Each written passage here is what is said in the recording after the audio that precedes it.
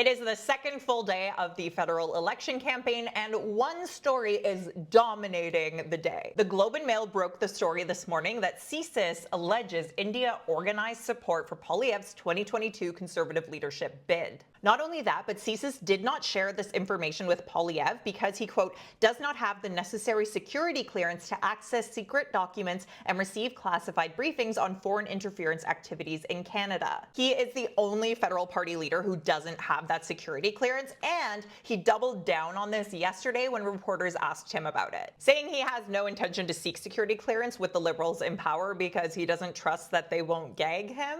It's a weird excuse. For those of you who don't know, CSIS is our spy agency, and for those of you who are new here, I was a reporter in the Parliamentary Press Gallery for like 7 years, so I know a lot about politics, so stick around, I'm going to be covering the campaign. Every federal leader was asked about this in their press conferences today, which once again saw Poilievre make the same announcement that Carney just made, but a little bit bigger. See, Carney rolled out last week his plan to get rid of the GST on homes sold to first-time homebuyers that are sold at or under $1 million. And today, Poilievre announced his plans to do the same thing, but for homes up to $1.3 million.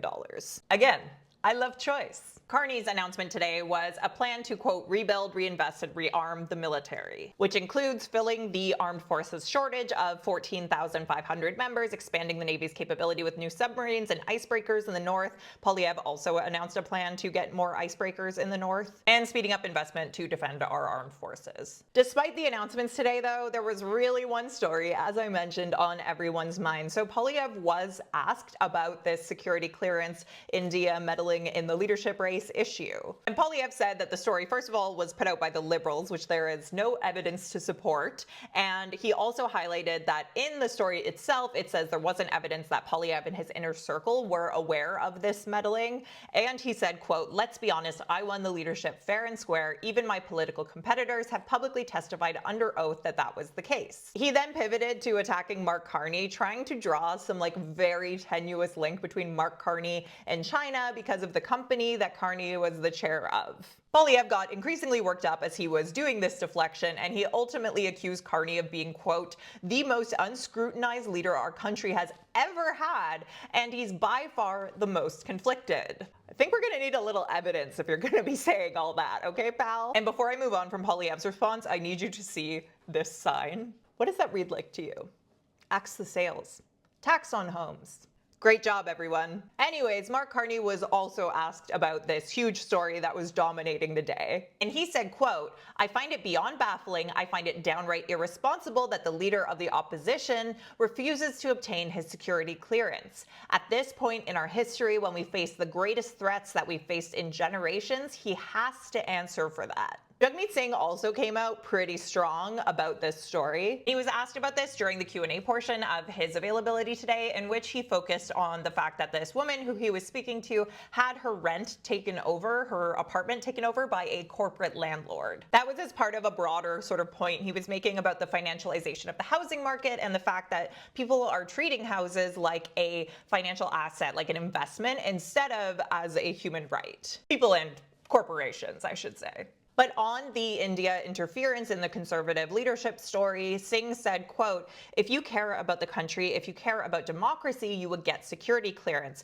But he, being Poilievre, chose not to because he wanted to put his party and his partisan interests ahead of the country. That, to me, disqualifies you as a prime minister candidate. So that's some of the strongest language that we heard today. Singh went on to say, quote, he is not someone that takes the threats against our country seriously and is not someone that we can trust to be the prime minister. Quote, there are times that we're going to think about the interests of our party, and there are times when we have to put our country first. This is one of those examples, and he has failed to do so. So that's where things kind of sit right now with the biggest story of the day. I think this is going to be one that isn't going to be that easy for Poilievre to shake because he's already been dogged for a while with questions about his refusal to get security clearance, right? So this is probably not going to just go away. Kind of like that Danielle Smith story that is poking holes loopholes in the idea that the conservatives don't get along with Trump. So yeah, it's been a bit of a rough start to the campaign in terms of the news cycle for the conservatives. But speaking of rough campaigns, it's also been really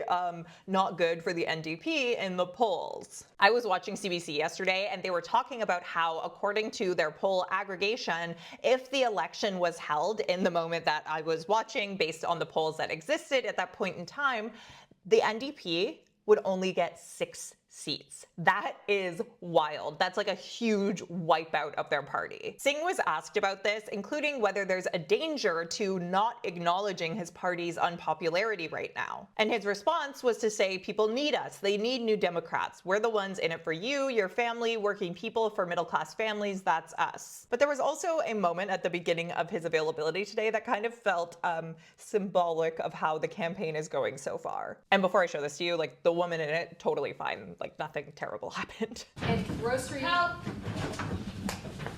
Help! Help!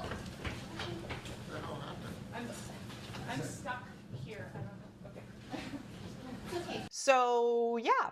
So that, my friends, is day 2 so far of this very short campaign that I'm going to be covering right up until voting day on April 28th. What do you think of all this? And just a reminder that I'm doing a mini podcast series for the duration of the campaign with my friend Paris Marks, and you should go check it out. Okay, bye.